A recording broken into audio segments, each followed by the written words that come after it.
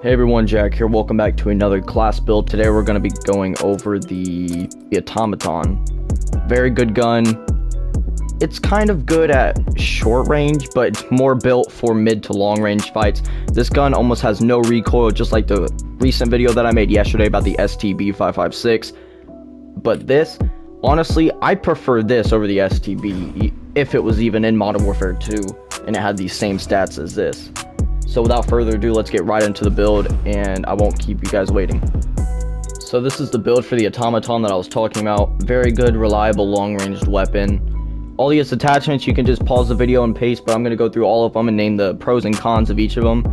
So without further ado, let's get into our first attachment. So the first attachment we're going to be running is the MX silencer, which gives you that +1 sound suppression and accuracy, which are really good for this build because you're going to be using this more for medium to long range instead of close range, like the STB in my last video. But the only con is the aim down sight speed, but like I said, really, mid to long range, you're not going to need that. For the close range, you're going to be hip firing maybe, but let's get into our next attachment.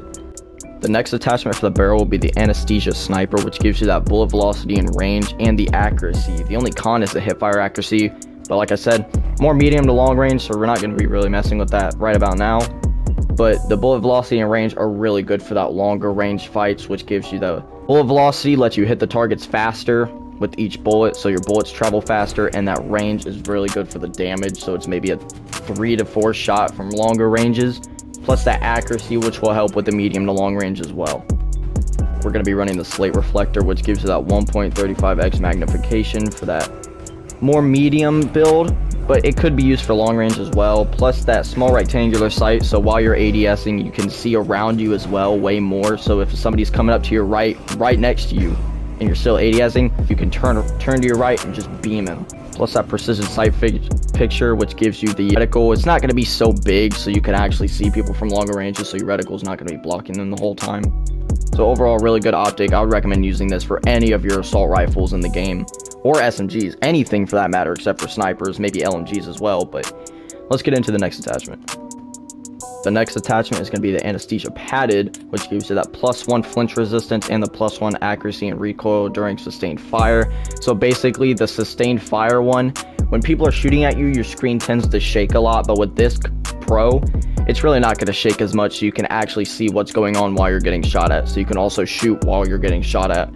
The only cons are the initial accuracy and recoil and the aiming stability, but aiming stability is not going to be a big deal because you're not going to be really ADSing without you shooting.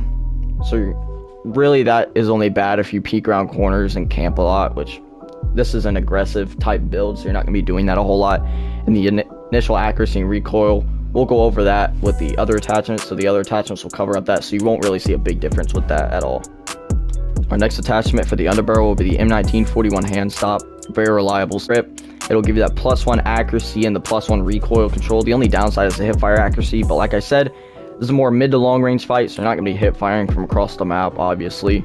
But that recoil control covers up the stock, like I said before, so it's really good. And the accuracy also helps with that longer range fights. For the magazine, we're going to be running the 8mm Clouser rifle 60 round mags. It gives you that +2 bullet velocity and range, the +2 magazine ammo capacity, the +1 bullet penetration, and +1 damage. They're really good for long range because it gives you that bullet velocity and range, like the barrel as well, so that adds on to that. So you have about 3 to 4 shots to kill somebody from a super long range, over 60 meters I'm saying, but it also really helps 2 to 3 shot from medium range. The only cons are the -5 recoil control and accuracy, the -3 aim down sight speed, -2 movement speed, and the -2 fire rate. But that's not going to be really big of a difference because you're not going to see that, because all the attachments in this video, the pros will cover those up. So this attachment doesn't really have any flaws in it at all. For the rear grip, we're going to be running the fabric grip, which gives you that +1 aim down sight speed, +1 sprint to fire speed, +1 hip recoil control recovery. But the only thing that's bad about it is the accuracy, but like I said, the MX silencer really covers that up, so you won't really notice it at all, but the pros are really helpful. For the ammo type, we're going to be running FMJ rounds just for that extra bullet penetration, so you can shoot through walls. As you'll see in the gameplay video here in a moment, you'll see me beam somebody through a wall, and FMJ is just overall really helpful for this build. Proficiency, we're going to be running tight grip, which just gives you that extra recoil control during sustained fire. So while your camera's shaking when somebody's shooting at you. 2 attachments I said before will cover that up, so your screen really won't shake at all while you're getting shot at. So it's overall a really helpful proficiency. Either that, or I'd recommend running sleight of hand, but for this build we're going to be going tight grip just for that extra recoil during sustained fire. Final attachment, we're going to be running fully loaded just so you can get that maximum starting ammo, because like I said, this is an aggressive build, so you're going to be rushing into their spawn. You're going to need a lot of ammo if you're going to spawn trap them, run around the map, and just beam people from across the map. Either that, or I would like recommend deep breath, but that's just for the longer range, but fully loaded is really good as well for this build. And I hope you guys enjoyed this video on the Atomoton, and I will catch you guys in the next one.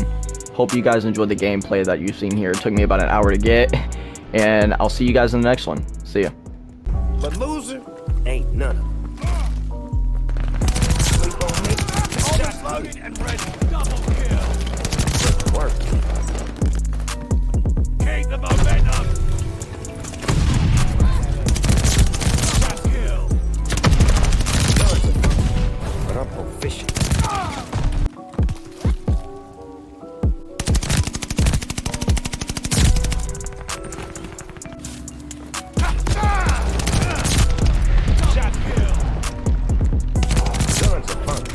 But I'm proficient with blunt.